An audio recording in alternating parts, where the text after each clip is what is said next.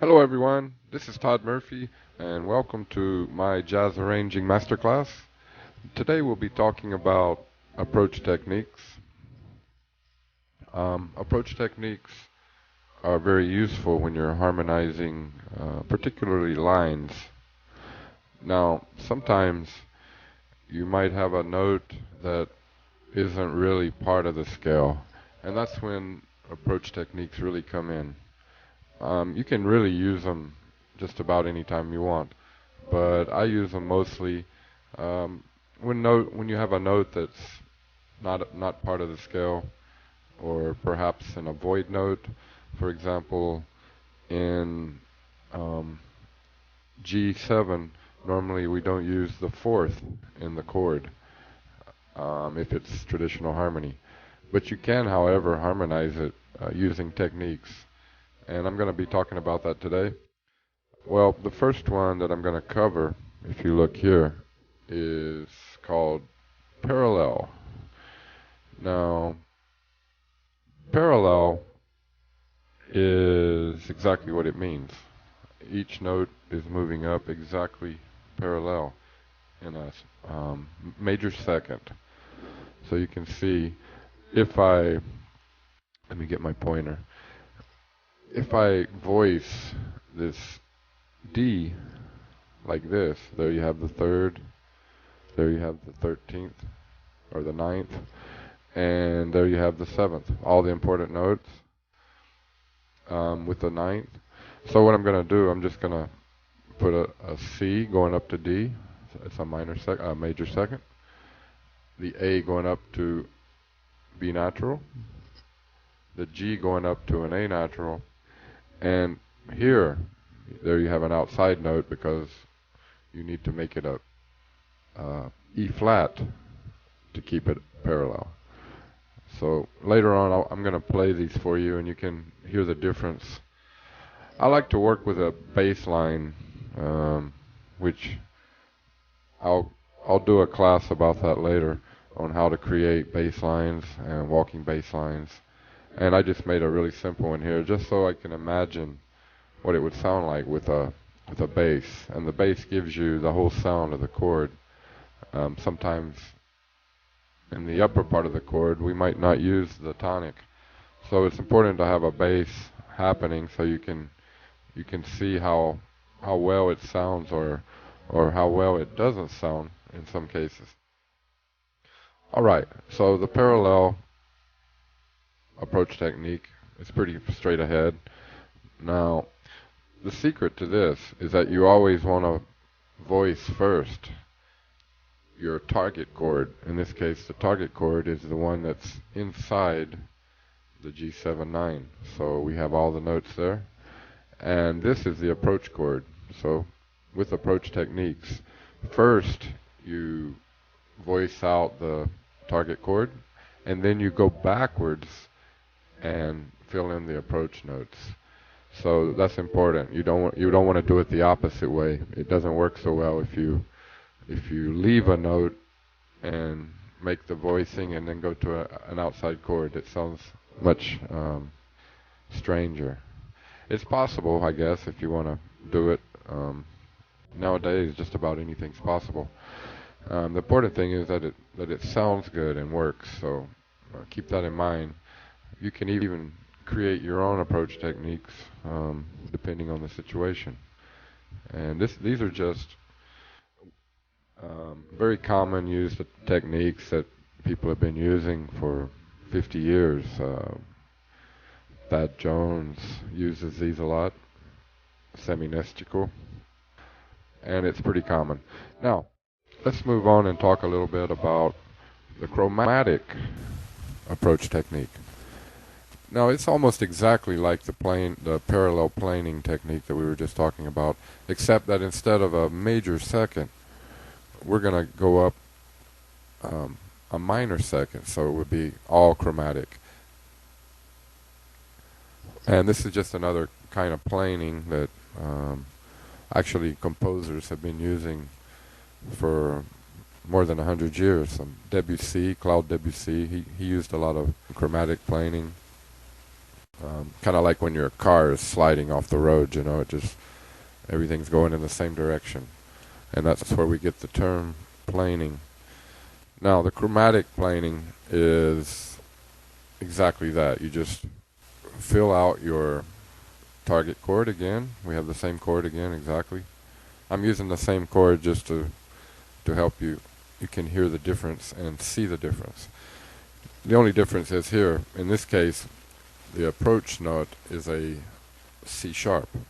It's very effective, and that's probably one of the most used.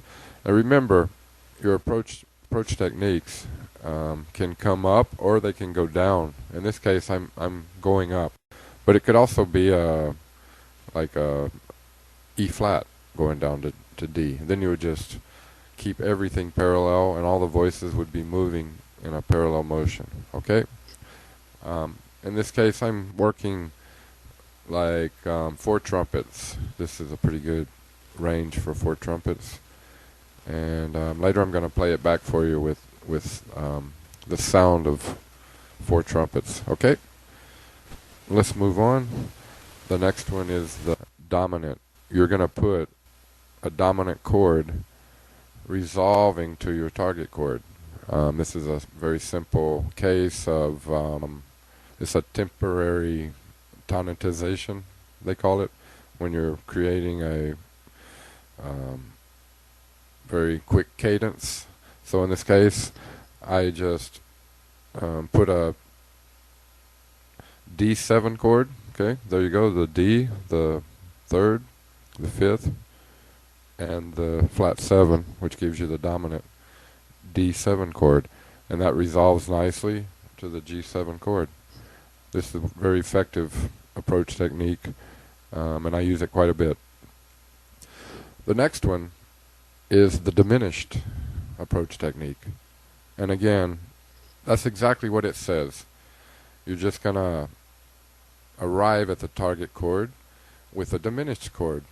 You can use a full diminished chord or a half diminished chord, whatever you want. They work very well. It's a highly effective approach technique. So there I just, we're going from C to D.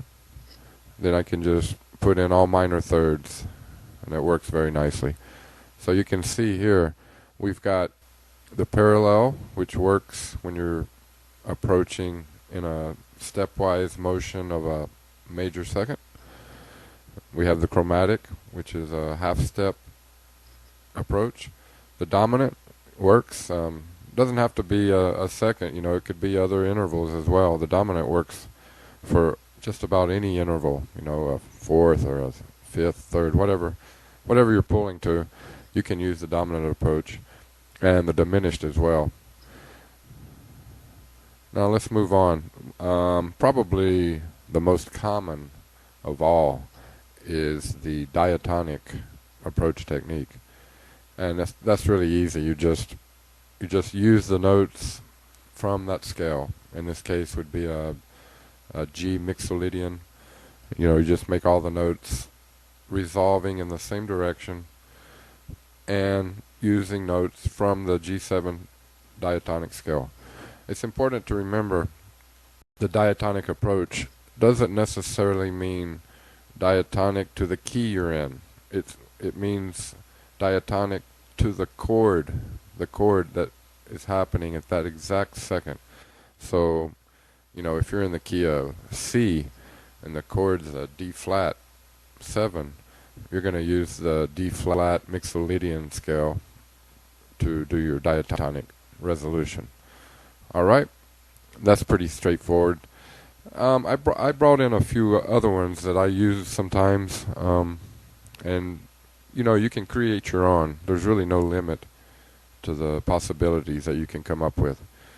And I like to tweak a lot and experiment with different kinds of sounds to try and create something maybe a little different than people are used to hearing. The minor third planing is very good also, and again, you would use this in cases where the melody is moving by a minor third. Alright, so you can see here I've got a B natural going up to a D. That gives me a minor third. So I can just use the same technique as the parallel and the chromatic planing, except this time it would be a minor third, and all the notes in the voicing are moving up a minor third or down, depending on the direction of the melody, and exactly a minor third, and they're all parallel. Alright, that works very well. Now, if I continue, you can even imagine a double approach technique where you're actually approaching the target chord with two notes. So it could be very interesting. You can create your own. You can approach one with the chromatic and the other parallel. You can just about mix it up any way you want. And the important thing again is to make sure that it sounds good. You know, if you write something that's really strange sounding, you can always tweak it and find a better way. Alright, so I put an example of the double chromatic. Here you have the same chord and two notes, C sharp going up to D, and all the voicing below this line will be parallel chromatic. And again, I'll play these for you in a few minutes. Now we have another example of double parallel. So I'm just planing right up to the D, all in steps of a major second. Alright, let's put it all together and see what it sounds like.